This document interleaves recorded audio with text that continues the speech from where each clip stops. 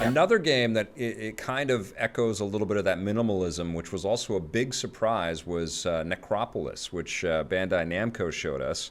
And what's the name of the company that made this? Do you remember? This is Harebrained Schemes. Yes, and it's run by Jordan. Yep, Jordan Weissman and Mitch Gittleman. And Mitch Gittleman, and we saw Jordan there, right? We saw Mitch. Oh, we saw Mitch. Yes, okay, you were cool. so close to nailing this. I know. Sorry, I forget all the names, man. So yeah, just as a quick background, Harebrained Schemes, Jordan Weissman and Mitch Gittleman used to work together at Fossa Studios. That was Jordan Weissman's company, and they made two of my favorite games ever, which is the original Shadowrun that appeared on the SNES and the Genesis. They made all the other Shadowrun games as well, except for that terrible shooter on the 360. And then more importantly, probably for everybody, they made Crimson Skies. I think they did do the Shadowrun 360 game. Did they? Yeah, the one that was multiplayer only, the one that would be huge now. Maybe. Yeah. Not so good at the time. The one that everybody's kind of borrowing pieces of the concept of now. Yeah. Yes. Kind of ahead of their time. I mean, they really are a company ahead of their time. Yeah. I mean, they're best known for all the Mech Warrior games, Mech Commander. So this is a company Mech that Assault as well on the original Xbox, and Crimson Skies on the original Xbox. Good stuff. Make very really cool good games. stuff. Yeah. These guys know how to make games, and more importantly, these guys aren't caged in. They Yeah. don't just say we make platformers or we make action games or sports games.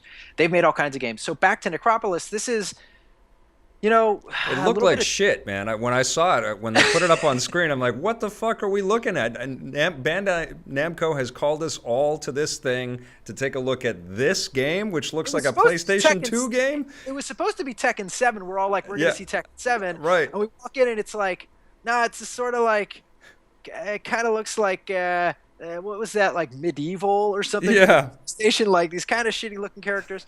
But I mean, and I really like this game. In part too. Because I liked it because I fucking am awesome at it. Yeah. It was awesome. You were the best in the whole group. I was. I know. You're a got Dark hit up Souls and I died. you're a Dark Souls fanatic, and it got borrows a little bit- lot from that.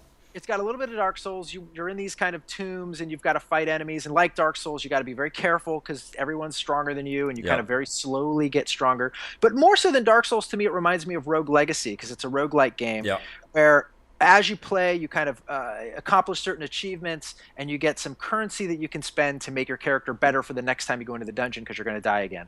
And it is incredibly minimalist as well, and it feels like a lot of art has been stripped out of it, but there's a beauty to it as well, which you kind of peel back. And one of the things that I think they've got in terms of freedom with, I think, less texture detail to kind of focus on is the variety in the enemies. And you're basically sinking deeper and deeper into this dungeon and leveling up and finding cool things and buying cool things.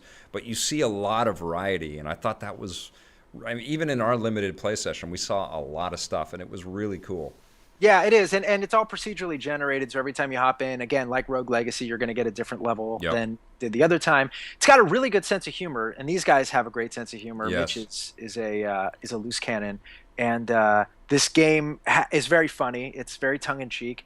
I think it's surprisingly cool. I mean, it needs some work in terms of its polish. There was some rough edges for sure. Yeah.